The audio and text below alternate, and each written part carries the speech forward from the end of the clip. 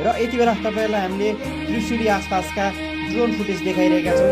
यो बाढी कसरी आएको थियो, बाढी चाहिँ बजार क्षेत्रमा कसरी बेग चाहिँ पसेको थियो भन्ने हामीले तपाईँहरूलाई दृश्यमा देखाइरहेका छौँ।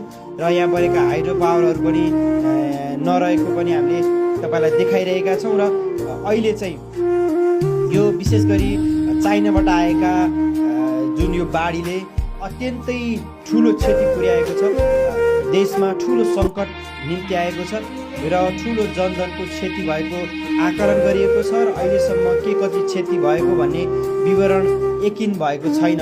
ठाउँ ठाउँमा अझै पनि चाहिँ आउने क्रम जारी रहेको भन्ने पनि हामीले जानकारी प्राप्त गरेका छौँ। र अझै पनि केही त्यहाँ माथि चाइनामा रहेका केही ड्यामहरू फुट्न बाँकी रहेको र ती चिजहरू पनि आउन बाँकी रहेको भन्ने पनि हामीले सुन्न